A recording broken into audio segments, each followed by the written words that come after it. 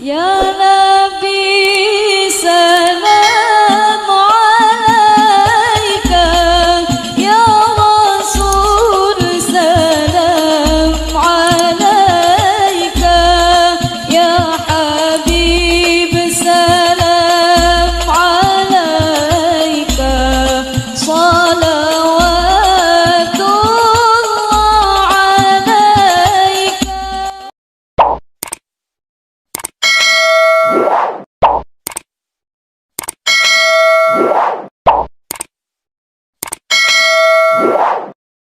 Assalamualaikum Ustadz. Waalaikumsalam warahmatullahi wabarakatuh. Saya ada dua pertanyaan Ustadz. Yang pertama, apakah khasyah itu hanya untuk ilmu agama atau rasa takut kepada Allah? Itu yang pertama. Yang kedua adalah pertanyaan, secara umum ketenangan dan kearifan seseorang itu terkait dengan kematangan usia. Terus banyak saya temukan orang-orang kafir, contoh di Norwegia ini, terasa aura ketenangan dan kearifan itu bagaimana menurut Ustaz? Demikian Ustaz. Assalamualaikum. Waalaikumsalam warahmatullahi wabarakatuh. Baik, yang pertama, khasyah itu awalnya kata yang netral. Ya, karena itu tadi saya bahas khasyah itu rasa takut yang mendalam terhadap sesuatu yang didasari dari pengetahuan terhadap objek yang ditakuti itu. Jadi ini masih netral sifatnya. Ya, tidak bisa kita batasi misalnya dengan agama saja atau yang lain saja, tidak. Baik itu agama ataupun non-agama, jika ada perasaan takut yang mendalam karena pengetahuan yang paripurna atas objek yang ditakuti, itu khasyah sifatnya. Misal, kita tahu singa nih, kita tahu kambing, kan? Kambing punya tanduk dan dia kadang-kadang bisa nyeruduk, kan? Singa, ya kita tahu dia hewan buas, bisa mengaum dan sebagainya, ya. Pengetahuan kita yang mendalam tentang singa dan kambing bisa membedakan mana potensi bahaya yang lebih tinggi, sehingga jarak kita atur. Nah, dalam bersikap pun ketika mendengar auman singa dengan embikan kambing atau kambing datang mau menyeruduk, sikap kita berbeda. Sikap kita ketika mendapati kambing akan menyeruduk misalnya, kita hanya refleks saja seperti biasa, ya, keluar kemudian rasa khawatir iya, tapi tidak keluar ketakutan yang sangat mendalam, ya, nggak ada bulu kuduk naik, nggak ada rasa merinding, bahkan kadang-kadang kita tersenyum dan tertawa, itu khauf namanya, ya. Tapi baru kita mendengar saja, dan auman singa, apalagi dekat tanpa batas, apalagi bebas dari kandang, jangankan keadaan kita, ya, rasa khawatir yang biasa, tapi ini bulu kuduk bisa naik, keadaan merinding, kadang-kadang kita nggak bisa bergerak lagi, itu khasyah namanya. Nah, jadi ketakutan yang mendalam karena pengetahuan yang sempurna akan objek yang ditakuti, itulah khasyah. Nah, agama mencoba menarik itu pada dua hal. Dan puncaknya pada satu. Ya. Pertama, menarik itu pada aspek keyakinan kita dalam konteks beribadah sehingga kita mampu mengenal Allah Subhanahu wa taala dengan baik. Menarik khasyah ke dalam proses ibadah kita sehingga ibadah melahirkan kualitas yang baik karena mengenal Allah dengan baik, dengan pengetahuan yang baik, tahu, ya, tentang sifat-sifat Allah, tahu tentang kuasa Allah, belajar tentang sholat, bagaimana caranya, hikmahnya, tahu apa yang diucapkan maknanya ini, apa yang digerakkan maknanya itu. Menarik khasyah ke dalam suasana sholat sehingga merasakan keagungan Allah yang kita sembah berada di hadapan kita sehingga menjadikan kita berpasrah. Itu khasyah berubah menjadi khusyuk namanya. Ya, khasyah berubah menjadi khusyuk namanya. Itu yang dimaksud Quran surah ke-2 Al-Baqarah ayat 45 sampai 46. Sehingga orang khusyuk itu saking dahsyatnya di hadapan Allah, dia merasa takut, kan? Kalau salatnya tidak sempurna, dia tawakal, dia merasa berhadapan dengan Allah dan mungkin menjadi salat yang terakhirnya. Makanya Allah mengatakan, "Wasta'inu bis-sabri was-salah wa innaha lakabiratun illa 'alal khashi'in." Ya, siapa khashi'in itu? Alladzina yadhunnuna annahum mulaqu rabbihim wa annahum ilaihi raji'un. Karena merasakan kehadiran Allah, dia sedang sembah dan dia tidak tahu kapan dia akan kembali kepada Allah. Mungkin dalam sujud itu dia kembali. Nah, perasaan yang dalam, ya, yang dibawa dalam penyembahan kepada Allah, dalam suasana dia beribadah sehingga merasakan seakan-akan dia diawasi oleh Allah walaupun dia tak mampu untuk melihatnya, itu yang kemudian dalam bahasa agama disebut dengan ihsan. Jadi khasyah dibawa ke ibadah bertransformasi melahirkan khusyuk, dari khusyuk timbullah ihsan. Ya, anta'budallaha ka'annaka tarahu fa illam takun tarahu fa innahu yarak. Itu yang ada di hadis Muslim nomor hadis yang ke-8. Engkau mengkreasikan ibadahmu itu, ya kan? Seakan-akan engkau merasakan bahwa engkau betul-betul diawasi oleh Allah walaupun engkau tak mampu melihatnya secara langsung.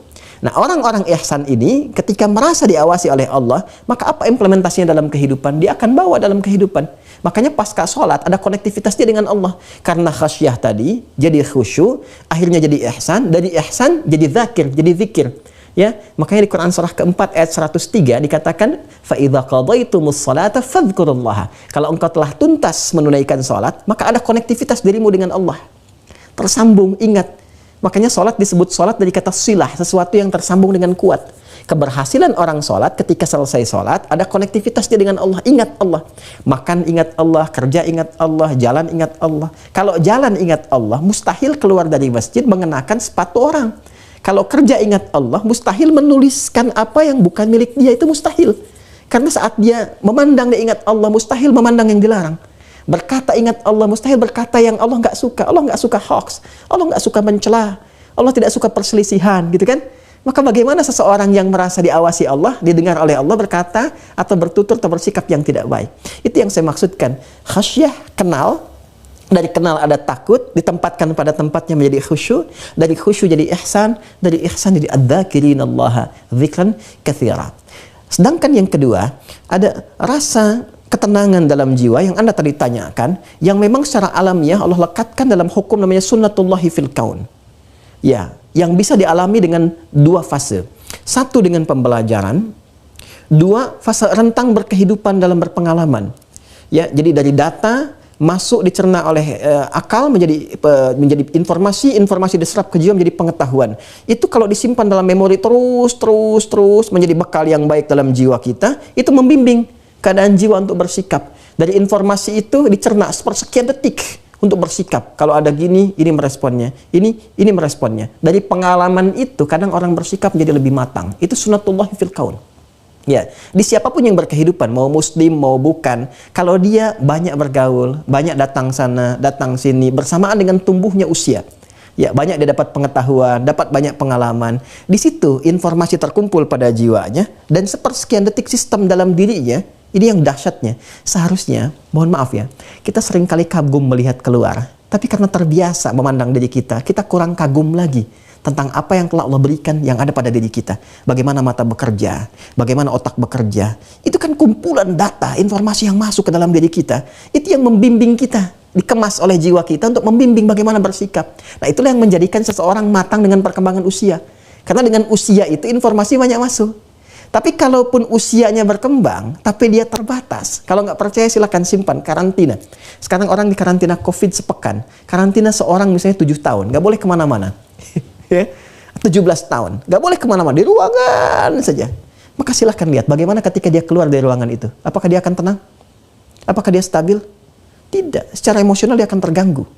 Kenapa? Karena banyak sekali bagian dari sarafnya, bagian dari otaknya, bagian dari tubuhnya yang mati, yang tidak tersupport oleh bagian-bagian informasi yang seharusnya diserap oleh indranya. Itu yang dimaksud Quran surah ke-17 ayat 36. Wala taqfu ma laysa laka bihi ilmun innas sam'a wal basara wal fuada kullu ulaika kana anhu mas'ula. Jadi ada konektivitas antara indera pendengaran, penglihatan, dan pencernaan di akal. Jadi semuanya itu menampung sumber informasi yang ditembuskan kepada jiwa.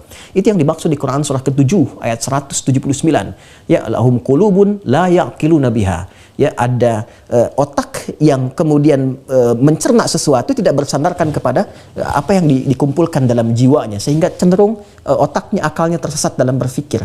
Nah, jadi ternyata antara pendengaran, penglihatan, dan sinergitas yang dikemas oleh akal pikiran itu ditembuskan kepada jiwa.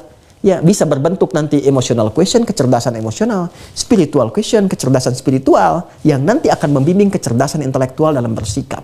Jadi, boleh jadi ada seseorang yang matang dalam bersikap, yang tenang karena pengalaman, bisa. Bahkan penjahat pun bisa tenang, ya, karena telah banyak berbuat jahat, pengalaman kejahatannya. Dia ada di Quran, orang sabar dalam keburukan itu ada. Ya, sekarang orang mencuri sabar. Masa kita beribadah tidak sabar? Kan? Orang berbuat maksiat sabar, maka kita berbuat taat tidak sabar. Kan? Baik. Nah, yang terakhir yang dipelajari, Ya, dan dipelajari itu pada puncaknya kembali kepada informasi lagi, ilmu lagi, ilmu lagi, ilmu lagi. Al-Quran, Islam menawarkan akselerasi, menawarkan percepatan. Ya, alih-alih engkau berikhtiar banyak dengan mendapatkan ini dan itu, Allah kasih nih lewat perangkat ibadah. Kalau nggak percaya silahkan.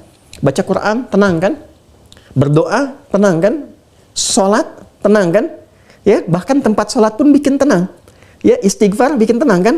Nah, semua kegiatan yang bikin tenang itu di Quran disebut dengan zikir namanya. Puncaknya di Quran surah 13 ayat 28 disebutkan ala bi dzikrillahi tatma'innul qulub.